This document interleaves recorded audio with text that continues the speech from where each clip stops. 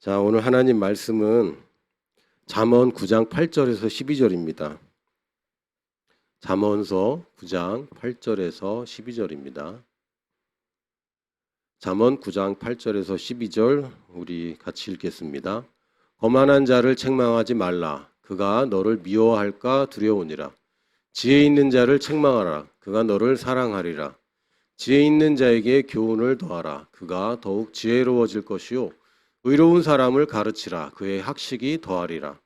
여호와를 경외하는 것이 지혜의 근본이요 거룩하신 자를 아는 것이 명철이니라. 나 지혜로 말미암아 내 날이 많아질 것이요 내 생명의 해가 내게 더하리라. 내가 만일 지혜로우면 그 지혜가 내게 유익할 것이나 내가 만일 거만하면 너 홀로 해를 당하리라. 아멘. 계속해서 저희들 지혜에 대해서 말씀을 나누고 있습니다. 오늘 제목은 바른 사람이 하는 바른 선택, 바른 사람의 바른 선택이라는 제목이고요. 오늘 지혜와 관련돼서 또 우리 태도와 또한 선택에 관해서 이야기를 나누려고 합니다. 여호와를 경외하는 것이 지혜의 근본이고 거룩하신 자를 아는 것이 명철이다라고 잠언은 얘기하고 있고, 그러나 그 앞에서는 뭐라고 얘기했냐면 거만한 자는 교훈을 주거나 책망하지 말아라. 못 알아듣는다. 못 알아듣고 괜히 너만 미워하게 된다. 그러나 지혜로운 자는 책망을 해라. 원래는 거만한 자가 좀 혼나야 되고 지혜로운 자는 좀 칭찬받아야 되는데 잠언에서는 거꾸로 얘기합니다.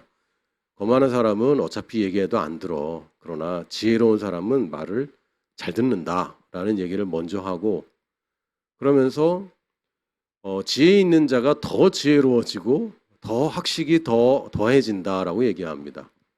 없는 사람은 있는 것마저 없어지고 있는 사람은 더 많이 갖는 예수님의 말씀이 생각납니다. 그러면서 10절에 모든 지혜의 근본은 여호와를 경외하는 것이고 거룩하신 자를 아는 것이 명철 혹은 이해 혹은 통찰이라고 이제 번역할 수 있습니다. 그러면서 11절에는 지혜 덕분에 날이 많아지고 네 생명해가 내게 더하리라. 더 오래 산다는 얘기를 합니다. 지혜로우면 오래 산답니다. 그리고 지혜로우면 그 지혜가 유익하지만 거만한 자는 홀로 해를 당한다라고 이 지혜를 얘기하면서 사실은 거만함과 또 겸손함, 태도를 얘기하고 이 지혜만 얘기하는 게 아니라 사실 지혜를 대하는 태도, 다시 얘기하면 그 지혜의 모든 근본이신 하나님을 경외하는 것을 이야기하고 있습니다. 하나님을 경외한다는 것은 쉽게 얘기하면 우리가 예배하는 것이죠. 예배라는 것은 주일 예배 참석하고 또 찬양하고 그것도 예배의 한 부분이겠지만 사실은 이 모든 삶과 우리의 태도를 얘기합니다.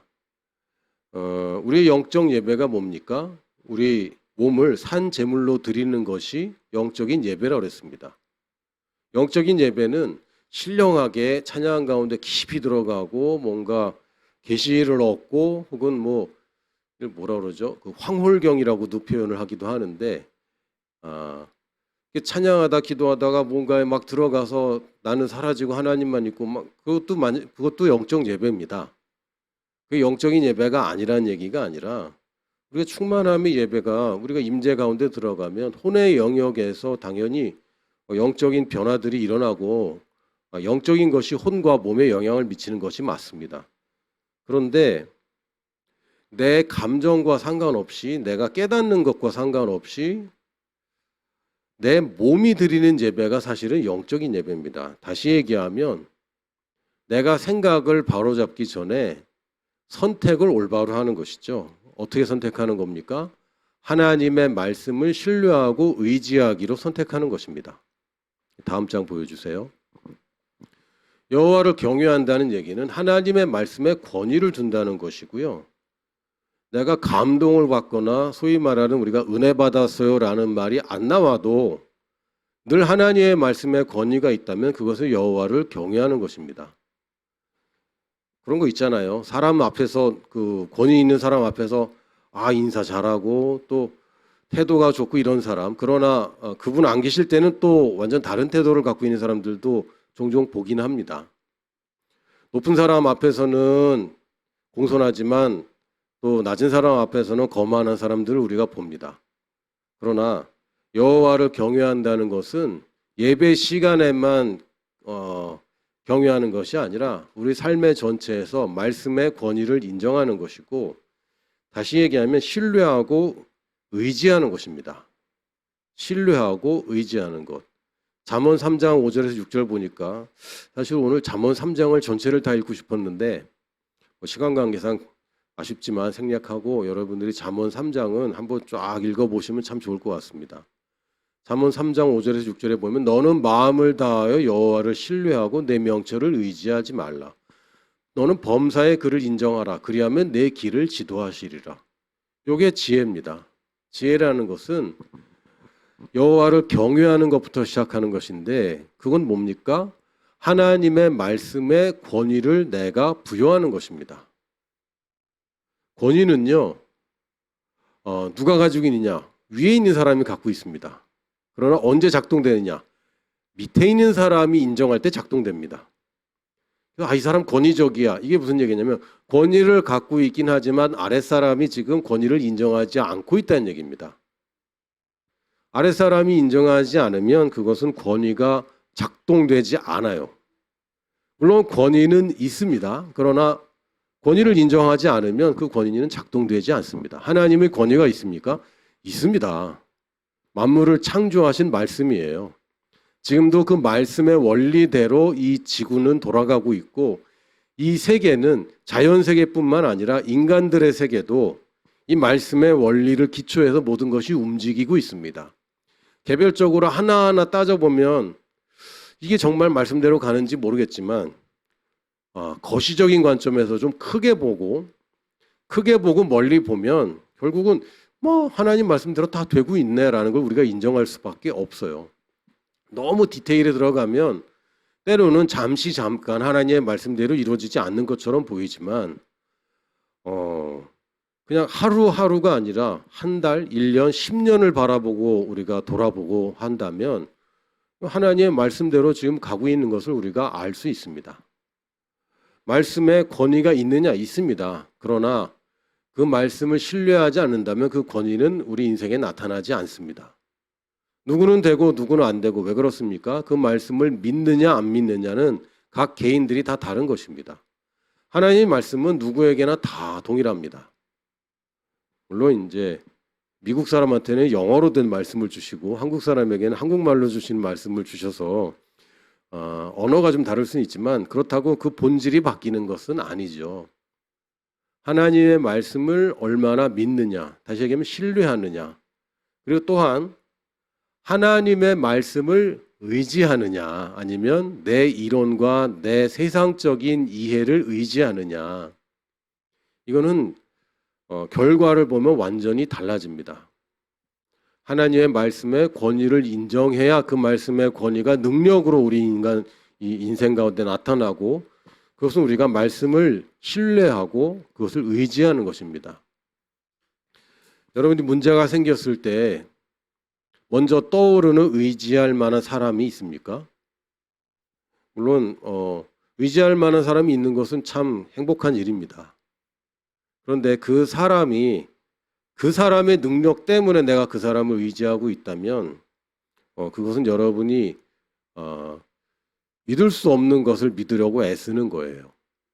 여러분이 통장 잔고를 의지하고 있다면 그것은 실제로 의지할 수 없는 것을 의지하고 있는 것이고, 여러분이 누군가 사람을 의지하고 있다면 그것은 언제든지 여러분의 신뢰를 저버릴 수 있는 것을 의지하는 것입니다. 오직 우리가 의지할 수 있는 것은 하나님과 그분의 말씀뿐입니다. 물론 그분이, 그 사람이 하나님의 말씀대로 나에게 조언을 줄 것이고, 그 사람이 나의 하나님 말씀에 의지하는 나의 권위자이기 때문에 의지한다면 얘기는 달라집니다. 왜냐하면 그건 하나님 말씀을 의지하는 것과 동일하니까요. 그러나 그게 아니라 내 사람의 능력이나 나의 과거에 쌓아온 업적이나 내가 지금 소유하고 있는 뭔가 소유물이나 내가 갖고 있는 인간관계나 이런 것들을 의지할 때는 늘 배신을 각오해야 됩니다. 우리가 신뢰하고 의지할 수밖에 없는 것, 그리고 오직 한 가지 배신하지 않는 것, 변하지 않는 것은 회전하는 그림자조차 없으신 하나님과 그분의 말씀입니다. 그래서 먼저 우리가 하나님께 뭔가 답을 구하기 전에 여호와를 경외하는 올바른 위치로 가야 됩니다.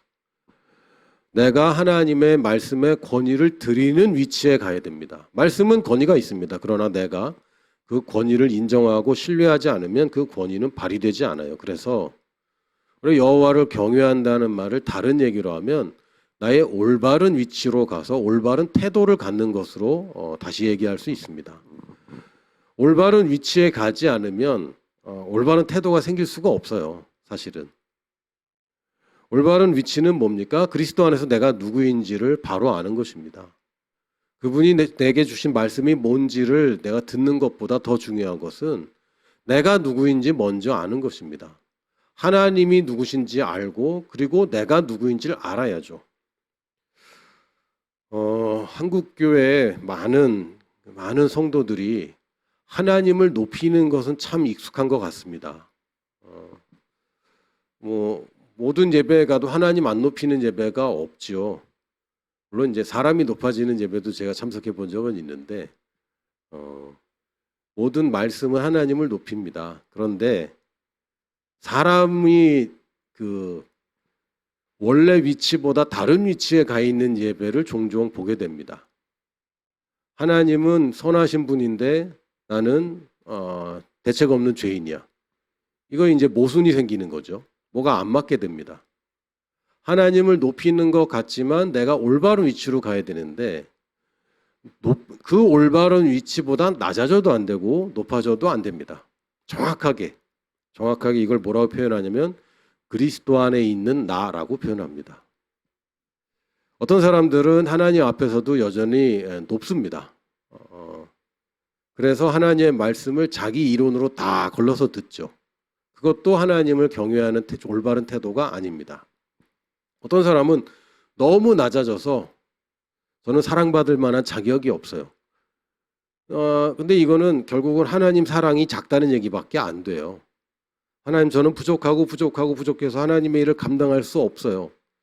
그 얘기는 하나님이 도구 때문에 올바른 것을 만들지 못하는 급이 낮은 장인이라고 얘기하는 것입니다. 뛰어난 장인은 도구를 탓하지 않죠.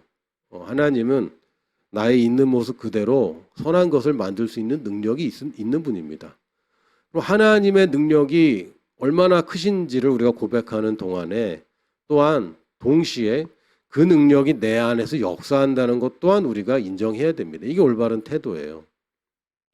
특히 지혜에 있어서는 겸손한 태도가 굉장히 중요합니다. 겸손한 태도는 뭐냐면요. 나는 못해요. 나는 안 돼요. 이게 겸손이 아닙니다. 이건 거짓에 속은 어리석은 말이고 그 출애굽 당시에 이스라엘 백성들이 메뚜기 신드롬에 사로잡혀서 자기 스스로를 메뚜기로 낮췄는데 그것은 하나님의 분노를 유발했습니다. 그건 하나님 경외하는 게 아니었죠. 정확한 위치로 가야 됩니다. 하나님의 말씀을 제대로 들어야 됩니다. 그리고 하나님의 말씀이 무조건 맞다는 태도로 들어야 됩니다. 하나님이 나를 보고 내가 오늘 너를 낳았고 내가 너를 떠나지도 않고 버리지도 않는다 그러면 내가 하나님의 아들인 것을 내가 분명히 고백해야 되고 그것을 분명히 신뢰하고 인정해야 될 뿐만 아니라 하나님이 나와 함께 하신다는 것을 잊어버리면 안 됩니다. 왜? 하나님 말씀이 그렇기 때문에. 우리는 하나님의 말씀 앞에서 이게 맞아. 아닌 것 같은 데가 아닌 것 같은 거죠. 아닌 것 같은 게 아닌 것 같아요. 말씀을 들을 때 내가 지혜로운 자라고? 그리스도가 나의 지혜가 되셨다고? 아닌 것 같은 데가 아닌 거예요. 아닌 것 같은 데가 아닙니다. 왜요? 하나님 말씀의 권위를 인정해야 돼요. 하나님 말씀이 그렇다면 그런 겁니다. 하나님께서 나를 향해서 너는 큰일을 하게 될 거야 라고 얘기하면 나는 큰일을 하게 된다라고 인식해야 됩니다. 근데 이게 잘 안 되는 거죠. 그건 겸손이 아니잖아요. 아니요. 네가 큰일을 한다는 게 아니라 하나님이 너를 통해서 큰일을 하신다는 거예요. 하나님이 나를 사용한다고 얘기하는 겁니다. 하나님의 그 큰 영광을 나 같은 질그릇에 담았다고 얘기하는 겁니다. 질그릇이 아름답다고 얘기하는 것이 아니라, 나귀가 아름답다고 얘기하는 것이 아니라 질그릇 안에 담긴 보배가 아름다운 것이고, 나귀를 타고 있는 예수님 때문에 나귀까지 그 겉옷들을 밟고 가는 겁니다. 우리 예수님을 태우고 가는 나귀죠. 우리가 잘난 척하는 것이 아니라 내가 예수님을 담은 그릇이기 때문에 내가 모든 일을 할 수 있다고 얘기해야 됩니다. 주님께서 뭐라고 그러셨냐면, 내가 하던 일을 네가 할 것이고 이보다 더 큰 일을 할 것이다 라고 말씀하셨습니다. 진짜 겸손은 뭡니까? 성령님으로 말미암아 예수를 다시 살린 그 영으로 말미암아 내가 성경에 기록되어 있는 예수님이 하신 모든 일을 내가 할 수 있고, 또한 예수님보다 더 큰 일을 할 수 있다라고 얘기해야 그게 올바른 겸손이죠. 이게 듣는 태도입니다. 근데 잘 들어야지. 성령으로 말미암아를 빼버리면, 뭘로 말미암아? 나의 카리스마로 말미암아, 나의 학식으로 말미암아, 나의 달변으로 말미암아, 내가 가진 인간 네트워크로 말미암아, 나의 재물로 말미암아, 이것은 교만입니다. 요 이제 정확한 위치를 알아야 됩니다. 대부분 우리가 하나님의 말씀을 권위를 인정하고 하나님 말씀이 다 옳다고 한다면서도 가끔 아닌 것 같은 데가 발견됩니다. 그래서 우리가 늘 듣고 배우는 태도를 정해야 되는데, 물론 여러분이 기도하고 좀 전에 말씀드린 대로 듣는 시간을 가져야 됩니다. 하나님 말씀이 직접 나에게 오는 시간도 있습니다. 근데 또 하나는요, 누군가가 말하는 하나님의 말씀을 듣는 것도 굉장히 지혜로운 태도입니다. 다른 시각을 존중하는 거죠. 왜냐하면 이미 내 생각은 내 생각이라. 그렇죠. 이미 내 생각은 내 생각이고 내 경험에 대한 내 해석이 이미 존재하기 때문에 나는 모든 사건을 원래 해석하든 그대로 해석하는 경향이 있습니다. 나의 성향이 있어요. 사물을 바라보고 사건을 바라보고 문제를 해결하는 성향이 있습니다. 근데 그런 것들이 하나님의 말씀을 굉장히 제한합니다. 여러분이 하나님의 말씀을 매일 읽는 것은 굉장히 중요합니다. 그런데 그것만큼 중요한 것이 듣는 거예요. 왜냐하면 내가 말씀을 읽을 때도 내 성향이라는, 내 사고방식이라는 필터로 다 걸르고 보고 있습니다. 그거를 내려놓기 위해서는 여러분이 방언 기도를 좀 하시고 듣는 시간을 갖는 것을 저는 추천합니다. 이거 굉장히 중요하거든요. 그런데 그것만 할 것이 아니라 다른 사람들의 말을 듣는 것도 굉장히 유용합니다. 제 인생에 있어서 뭐 길지 않은 인생인데 성령님의 인도를 정확하게 받은 적이 꽤 있습니다. 물론 실수할 때도 꽤 있습니다. 그리고 지금 실수하고 있지만 결국은 선하게 될 것까지 나는 믿고 있습니다. 하나님의 성령님의 인도를 받는다고 하면서 가장 중요한 것 중에 하나는요, 내가 하나님 앞에서 온전히 시간을 들이고 경외하며 기다리는 것, 이 시간을 여러분이 놓쳐서는 안 됩니다. 있어야 됩니다. 분명히 있어야 됩니다. 그러나 또한 그런 시간들을 단축해주고 도와주는 게 뭐냐면 다른 사람들의 말을 잘 듣는 겁니다. 평소에. 거기서 하나님의 계시들이 일어나요. 첫 번째는 이걸 다르게 그냥 이걸 왜 그래야 되느냐? 다른 시각을 존중하는 겁니다. 다른 시각을. 내 시점에서 보는 시각뿐만 아니라 위에서 보는 시각도 봐야 되고 밑에서 보는 시각도 봐야 되고 반대편에서 보는 시각도 굉장히 중요하거든요.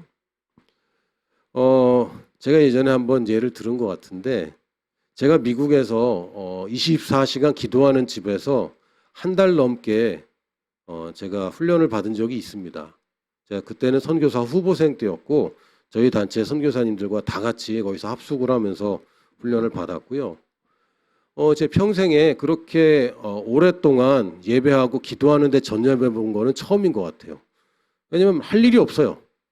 그냥 밥 먹고 일어나서 씻고 밥 먹고 나가서 예배하고 기도하고 중간에 밤 잠깐 먹고 근데 뭐 자꾸 금식하라고 또 시키니까 밥 먹는 시간도 이제 점점 없어지고 그러니까 일상생활에서 완전히 벗어나서 한 달 넘게 거기서 이제 숙직을 하면서 기도하고 예배하는 시간이 있었는데 지금 생각해 보면 야 그런 시간을 더 갖고 싶다.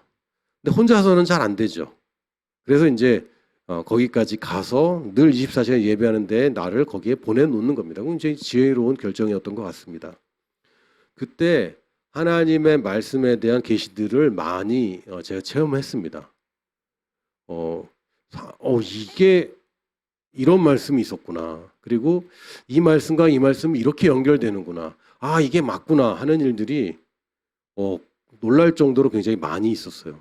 그럴 수밖에 없죠. 왜? 다른 생각 전혀 안 하고 하나님 말씀에만 한 달 반 정도 집중을 하니까 깨달아질 수밖에 없습니다. 그건 당연한 겁니다. 특별한 누군가가 그렇게 되는 게 아니라 누구나 그렇게 됩니다. 그래서 굉장히 기분 좋게 한국에 왔는데 제가 새롭게 받은 계시들, 야 이거를 다른 사람이 알까라는 교만함에 있었을 때 한국에 돌아와서 첫 번째로 드리는 그 주일 예배에 김진호 목사님께서 제가 받은 계시의 95%를 다 그 한 시간에 다 얘기하더라고요. 깜짝 놀랐어요. 나는 한 달 반이 걸렸는데 김진호 목사님이 45분 동안 그 한 90% 이상을 다 얘기해 주셨어요. 그래서 내가 나의 리더, 나의 권위자의 말씀을 듣는 게 이렇게 중요하고 이거를 내가 잘 들었으면 사실은 그 한 달 반 동안 더 놀라운 계시들이 있었겠죠. 근데 제가 많이 놓쳤기 때문에 놓친 것을 거기 가서 받아오는 거예요. 그건 되게 어리석은 짓입니다. 여러분이 학교에서 만약에 공부를 하는 학생이라면 학교에서 배울 걸 배우고 만약에 과외 선생님을 만나면 학교에서 배운 것을 바탕으로 질문을 해야지 학교에서는 졸다가 과외 선생님한테 수업을 들으면 이거 얼마나 시간 낭비고 얼마나 안타깝습니까? 1대1 개인 지도로 바를 때는 배경은 기본 지식은 깔고 가는 겁니다. 제가 라오스에서 사진을 좀 배우고 싶었는데 마침 저희 주변에 미국에서 오신 사진 교수님이 오셨어요. 저희 옆마을에 사셨습니다. 차로 한 1시간 반 정도 가면 계시는데 그래서 거기에 이제 할아버지, 산타클로스처럼 생긴 미국 할아버지고 또 부인이 할머니죠. 그래서 제가 그 부인한테 물어봤어요. 할아버지랑 좀 영어로 대화해야 되는데 이 할머니랑은 라오스 말로 해도 되거든요. 라오스 말이 좀 더 편하니까 내가 그 남편한테 사진 배우고 싶은데 가르쳐 달라고 하면 가르쳐 줄까? 그랬더니 가르쳐 줄 거래. 그럼 가르치는 거 좋아한대. 근데 남편이 사진기 이 카메라에 매뉴얼 안 읽고 오는 사람은 안 가르친대. 그렇죠? 그럼 교수님한테 여러분이 1시간 동안 배우려면요. 그전 10시간은 사실은 매뉴얼 공부하고 가는 게 지혜로운 겁니다. 평소에 강단에서 선포된 하나님 말씀을 잘 듣는 사람들이 앉아서 기도하고 묵상하고 할 때 하나님의 계시가 오는 게 정상적인 것이지 하나님의 말씀이 위로부터 사람으로부터 목사님으로부터 혹은 여러분의 권위자나 셀리더로부터 나온 하나님 말씀이 무시되다가 어느 날 갑자기 내가 기도한다고 할 때는요 굉장히 오래 기도해야 됩니다. 기본적인 것은 배우는 겁니다. 배우는 것에 계시가 일어나는 거죠. 그래서 일단 위로부터 권위자로부터 오는 것을 굉장히 존중해야 됩니다. 또 제 경험상 예기치 않았는데 아이들의 말이나 또 저보다 어린 경험 없는 사람들과의 대화를 통해서 새로운 아이디어를 얻은 때가 굉장히 많이 있습니다. 굉장히 많이 있습니다. 제가 전도하지 않는 전도사였던 시절이 있었는데 그 당시 유치원 학생이었던 두 꼬마가 저보고 전도사님은 왜 전도사님이에요? 라고 물어볼 때 그 옆에 있던 한 친구가 이 바보야 전도를 많이 했으니까 전도사님이지 그쵸 전도사님이라고 얘기한 그 말씀이 제게는 하나님의 말씀으로 들렸고 그래서 전도하기 시작했습니다. 제가 뭐 나가서 전도왕이 되거나 뭐 노방전도하면서 막 이렇게 한 건 아니지만, 근데 저를 움직였던 것은 그 아이의 입에서 나오는 하나님의 말씀이었습니다. 제가 그것을 그냥 무시하고 외면했다면 제 인생이 변하지 않았을 거예요. 또 제가 하고 있는 지금 생각하고 계획하고 꿈꾸고 있는 많은 비전과 계획들이 사실은 청소년들과 대화하면서 청년들과 대학생과 대화하면서 나온 구체화된 것들이 굉장히 많습니다. 이런 다른 시각은 늘 저에게 도움이 됩니다. 그리고 심지어는요, 반대편에 있는 내가 싫은 것에서도 많이 나옵니다. 저랑 성향이 다른 사람들의 이야기는 저를 불편하게 해요. 그리고 제가 얘기할 때 반대하는 의견들은 저를 굉장히 심란하게 합니다. 그러나 그런 것들이 도움이 되죠. 특별히 뭐 이거는 뭐 제 개인적인 경험일 수도 있는데, 제가 이제 직책이 있다 보니까 안 가고 싶은 집회나 안 가고 싶은 그런 뭐 컨퍼런스나 세미나에 가야 될 일들이 자꾸 생겨요. 가면은 막 그 듣기 힘든 이야기들 계속하고 옛날 얘기하고 너무 편협한 얘기하고 막 이런 거 듣는 게 굉장히 괴롭습니다. 그런데 참 재밌는 것은 거기서 한 가지 큰 걸 하나씩 건져요.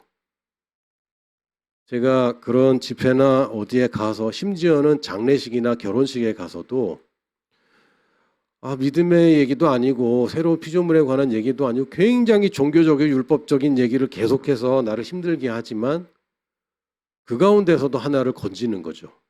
왜요? 제가 한 번 건진 적이 있거든요. 그러고 나서 제가 알았어요. 여기서 하나는 건질 게 있다. 난 하나만 건지면 돼. 하나님의 말씀을 하나만 들으면요, 여러분 인생의 변곡점이 되고요. 그거 하나로 인생이 얼마나 풍성해지는지 모릅니다. 그래서 반대편의 얘기도 우리가 들을 줄 알아야 됩니다. 특히 배우자의 얘기를 잘 들어야 된다고 누누이 들었죠. 배우자가 하는 잔소리가 좋습니까? 칭찬은 좋아요. 그러나 잔소리는 늘 싫어요. 근데 이 잔소리라는 형태로 내게 필요한 말씀이 올 때도 있습니다. 이런 것들을 여러분이 좋은 태도를 가진다면 여러분들의 인생에 큰 도움이 되는데, 이 큰 도움들을 우리가 일부러 외면하고 있는 경우가 많습니다. 그렇다고 그냥 겸손하게 귀가 얇아서 이 사람 얘기 들으면 이 사람한테, 저 사람 얘기 들으면, 이런 경우 굉장히 많이 보거든요. 잘 가르쳤는데 어디 가서 누구 만나고 오더니 완전히 다른 얘기하고 있고, 이런 경우 저희가 보잖아요. 그거는 겸손한 게 아닙니다. 그건 분별력이 없는 거죠. 지금 제가 말씀드리는 것은 분별 없이 모든 얘기를 다 귀담아 들으라는 얘기가 아니라, 분별력과 겸손이 결합될 때에 이런 좋은 태도가 나옵니다. 분별력이 없으면 사실은 하나님의 말씀을 올바로 분별할 수가 없고요. 맨날 듣지만 맨날 왔다 갔다만 하고 뿌리를 못 내리는 경우가 생깁니다. 그게 그 얘기하는 말씀드리는 게 아니에요. 그러나 여러분이 올바른 태도를 가지면요, 잔소리 중에 분별이 되는 게 있어요. 듣기 싫은 이야기 중에, 어리석은 말처럼 들리는 것 중에 하나님이 내게 하시는 말씀을 우리가 분별할 수 있게 됩니다. 자, 우리가 바른 선택을 한다고 할 때는요, 기준이 있어야 됩니다.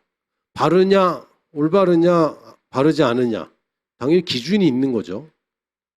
기준보다 높으면은 이거 바른 게 아닙니다. 기준보다 낮으면 이게 바른 것이 아니에요.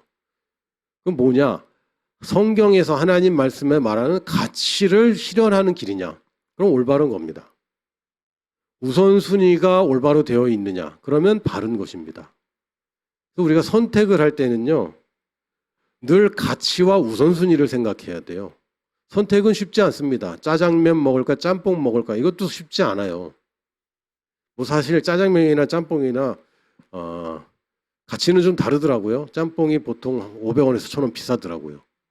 가치를 생각해야죠. 내가 1,000원을 더 내고 짬뽕을 먹을 가치가 있는가 잘 생각해야 됩니다. 근데 짬뽕, 짜장면은 사실 아무거나 먹으면 됩니다. 그거 고민할 시간에 빨리 결정하고 편하게 쉬는 게 더 가치가 높을 수도 있어요. 그래서 이 가치는 늘 중요합니다. 내가 지금 선택하는 방향이 가치 있는 길인가? 아니면 가치 없는 것에 내가 집착하고 있는가? 지금 현대 전 세계적인 신드롬이 뭐냐면 게임입니다. 게임. 뭐 온라인 게임도 있고 오프라인 게임도 있고 수많은 게임들이 있어요. 스포츠도 일종의 게임이라고 할 수 있죠. 이게 그냥 스트레스를 푸는데 효과가 있다고 얘기를 하긴 하지만 사실 이게 거대한 비즈니스가 됐습니다. 어마어마한 비즈니스가 됐고 이 비즈니스는 무엇을 기반으로 하느냐면 사람들이 시간을 거기서 오래 보내는 것이 이들의 그 뭐죠? 수익이 창출되는 수단인 거죠. 열심히 게임하고 신나게 게임하고 막 안 하면은 막 하고 싶어서 게임을 하고 났는데 거기서 발생되는 가치가 무엇인지를 우리가 판단해야 됩니다. 내가 지금 하고 있는 이것이 얼마나 가치 있는 일, 생산적인가? 아니면 이것은 소비적인가? 아니면 파괴적인가? 이 가치가 필요해요. 그리고 이거 스트레스 푸는데 이거 참 좋은 겁니다. 맞아요. 그럴 때 그런 가치가 있다고 한다면 그러나 거기에서도 우선순위를 늘 봐야 됩니다. 우선순위. 다 가치가 있어요. 나름 가치가 있고 나름 중요하고 나름 의미가 있어요. 그러나 그 나름에는 위아래가 분명히 존재합니다. 우선순위를 따라가야죠. 잠언 3장 13절 17절에는 이렇게 얘기합니다. 지혜를 얻은 자와 명철을 얻은 자는 복이 있나니 이는 지혜를 얻는 것이 은을 얻는 것보다 낫고. 자, 은과 지혜 둘 중에 어떤 게 더 우선순위고 더 가치가 있다고 얘기합니까? 지혜가. 그 이익이 정금보다 나음이니라. 순금보다 지혜가 훨씬 더 이익이 높답니다. 그러면 여러분이 지금 돈을 버는 것과 지혜를 얻는 것 둘 중에 어느 것에 더 가치를 둬야 되겠습니까? 어느 것에 더 우선순위를 둬야 되겠습니까? 이거 자명한 거죠. 지혜는 진주보다 귀하니 내가 사모하는 모든 것으로도 이에 비교할 수 없도다. 우리가 지혜를 진주보다 더 사랑해야 되는데 그게 맞는 것인데 많은 사람들이 자기의 진주를 위해서 지혜를 얻고 싶어 합니다. 많은 사람들이 부귀와 장수를 위해서 지혜를 얻고 싶어요. 지혜를 수단화합니다. 아닙니다. 이거 가치와 우선순위가 지금 잘못되어 있는 거예요. 지혜가 우선이고 지혜가 더 큰 가치가 있습니다. 다른 것은 그냥 따라오는 거예요. 16절에 보니까 그의 오른손에는 장수가 있고 그의 왼손에는 부귀가 있나니 이거 솔로몬의 이야기죠. 솔로몬이 하나님께 지혜를 구할 때 하나님이 부귀와 장수까지 다 줘버렸습니다. 왜요? 특별히 솔로몬만 준 것이 아니라 원래 지혜에는 부록으로 옵션으로 다 따라오게 되어 있어요. 부귀와 장수가 따라오도록 되어 있습니다. 그래서 우리는 지혜만 구하면 돼요. 지혜만 구하면 다른 게 따라오는데 부귀와 장수를 위해서 지혜를 원하죠. 이러면 이제 뭐가 앞뒤가 안 맞는 겁니다. 먼저 그 나라와 의를 구하라. 그리하면 이 모든 것을 너희에게 더하시리라. 예수님은 이야기를 다르게 얘기하셨습니다. 똑같은 이야기인데 다른 표현을 하셨죠. 하나님 나라와 의를 구하는 것, 하나님의 영광을 구하는 것이 모든 지혜의 근본인데 사실은 많은 경우에 내가 원하는 것이 있기 때문에 하나님 말씀을 듣고 싶어하고 내 문제를 해결하기 위해서 뭔가 하나님을 찾기 시작하고 이런 어리석은 단계가 분명 존재합니다. 그리고 우리가 이런 어리석은 짓들을 저지르죠. 가끔 저지릅니다. 그러나 우리가 다시 한번 바꿔야 되는 것은 나의 가치는 하나님의 영광에 있고 하나님의 나라에 있고 하나님의 말씀의 권위에 있고 그래서 나는 결과와 상관없이 저 말씀에 나는 집착을 하는 것이고 그럴 때 결과는 그냥 따라오는 것이기 때문에 나는 전혀 두려움 없이 하나님의 말씀대로 사는 삶을 선택할 수 있는 것입니다. 그러면서 17절에 이렇게 얘기해요. 그 길은 즐거운 길이요 그의 지름길은 다 평강이니라. 고생한다는 얘기입니까? 즐겁게 간다는 얘기입니까? 그 힘들어. 지혜를 따라가고 부귀와 장수를 버리는 것은 힘든 일이야. 고생길이야. 아닙니다. 가치와 우선순위를 바로 하면 그 길은 즐거운 길이고 그의 지름길이라고 되어 있어요. 지름길. 그럼 지름길 가는 거 좋아하세요? 안 좋아하세요? 좋아하죠. 대부분 지름길 좋아하지 않습니까? 그럼 큰 길 좋아하세요? 지름길 있으면 참 지름길 가고 싶습니다.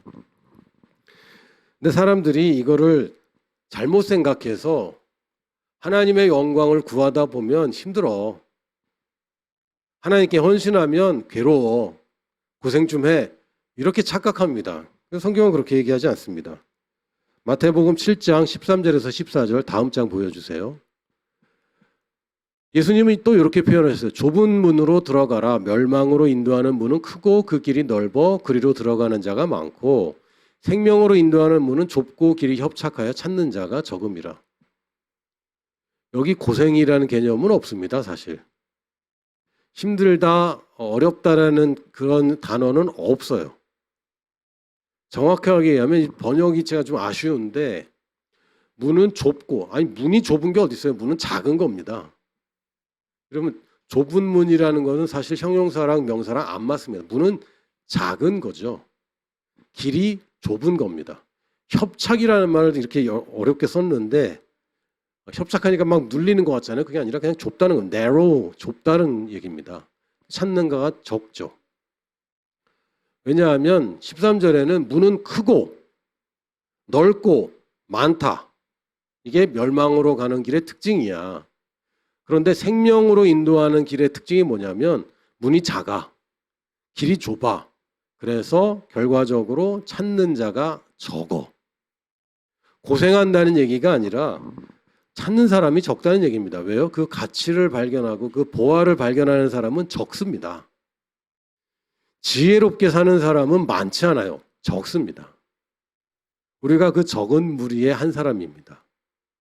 그런데 우리는 이 적은 무리의 한 사람으로서 다수의 의견을 따라가거나 휩쓸리는 것은 우리가 가야 될 길이 아닙니다.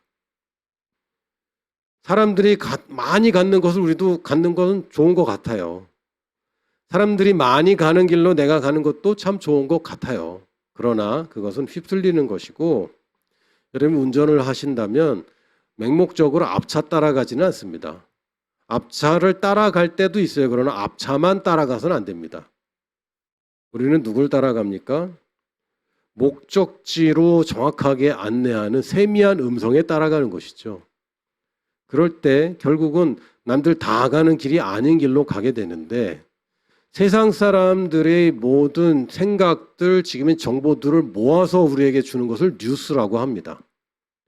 이 세상의 정보뿐만 아니라 의견들도 공통된 의견들, 여론이라고 하죠. 많은 사람들의 의견들도 여기 포함되어 있기 때문에 이걸 확인하고 아는 것은 뭐 괜찮습니다. 그러나 절대로 거길 따라가시면 안 돼요. 바른 기준을 가지고 성경적인 기준을 가지고 1,000만 명이 이 길을 간다 그래도 나는 그 길을 가지 않는 겁니다. 왜요? 이게 맞기 때문에. 바른 기준을 가지고 선택하는 것입니다. 우리는 결과를 알 수가 없어요. 결과는 안 보입니다. 결과는 예정되어 있지만 우리 눈에는 보이지 않습니다. 그래서 우리가 선택할 때는 바른 결과를 보고 선택하는 것이 아니라 바른 기준을 가지고 선택하는 것입니다. 다시 지혜는 좋은 결과, 올바른 결과를 내는 것이 지혜입니다. 지혜는 올바른 선택, 다시 얘기하면 올바른 결과를 가져오는 선택을 할 수 있는 능력이 지혜입니다. 그러나 결과는 나중에 생기는 것이 나한테 안 보여요. 그래서 어떻게 합니까? 바른 기준을 가지고 우리가 선택하는 것입니다. 바른 기준은 어디 있습니까? 하나님 말씀에 있지 사람들의 말에 있지 않습니다. 해답은 말씀에 있습니다. 바른 사람의 바른 선택이 우리의 삶입니다. 바른 사람, 올바르다. 이게 right죠. right. 의인입니다. 나는 바른 사람이에요. 여러분 의인 그러면 자꾸 윤리적인 것만 생각하는데 나는 바른 사람이야 라고 표현해도 좋을 것 같습니다. 나는 바른 사람이기 때문에 올바른 선택을 하지. 그럼 결과가 어떻게 나오느냐? 구별된 삶으로 나옵니다. 내가 바른 사람이 되면 소수라니까요. 다수가 아닙니다. 생명으로 가는 길은 문이 작고 길이 좁아서 찾는 사람이 적다라고 되어 있습니다. 이유는 문이 작아요. 뭐야? 큰 문이 아니라 그냥 작은 문이면 잘 발견되지 않고 길이 좁아요. 그래서 이거 될까? 세상의 이론과 판단으로는 불안할 수 있어요. 그러나 우리는 말씀을 신뢰하고 의지합니다. 그래서 우리는 갈 수 있어요. 이게 지름길이죠. 그래서 찾는 사람이 적습니다. 그래서 찾는 사람이 적기 때문에 이 사람들은 그냥 결과적으로 구별됩니다. 그렇겠죠. 다 하얀 옷 입고 있는데 몇 사람이 까만 옷 입고 있으면 완전 구별되죠. 구별되었다. 이것을 거룩하다고 얘기하는 겁니다. 홀리, 거룩하다, 하기오스 이 단어는 구별됐다는 뜻입니다. 그러니까 따로 떼어놨다. 왜요? 우리 기준이 다르니까. 기준이 다른 사람이니까 당연히 구별된 사람이 나오는 거고요.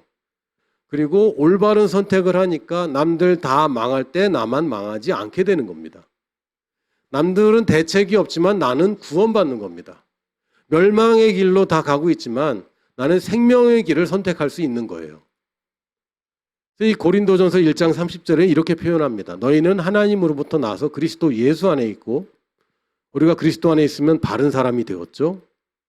그럴 때 우리가 바른 선택을 하는 사람이 되기 때문에 예수는 하나님으로부터 나와서 우리에게 지혜와 의로움이 되셨어요.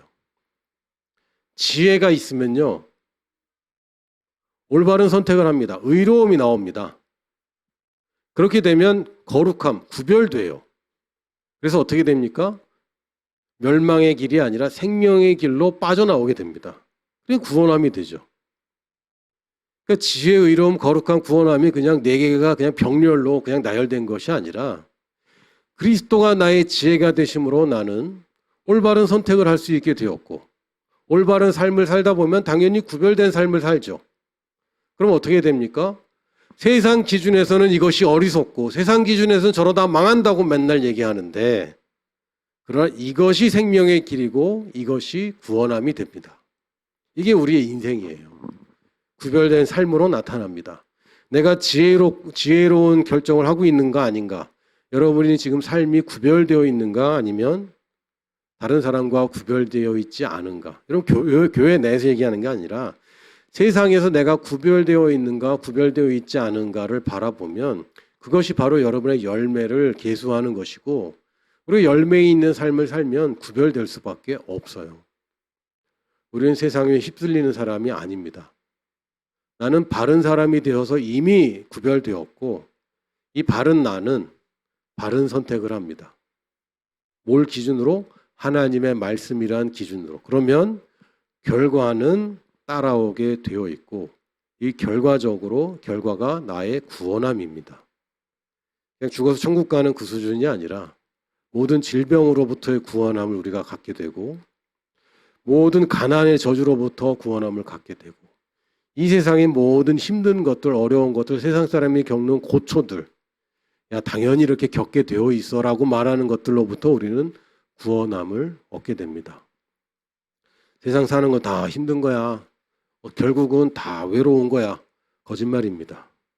그런 거 아닙니다. 오직 하나님의 말씀이 기준이고 세상에서 배운 모든 잘못된 가르침들 여러분이 그 세상에서 잘못 가르침 받은 것을 누군가가 하나님 말씀으로 깨준다면 어떤 형태든 그거 듣고 여러분 그거 깨십시오.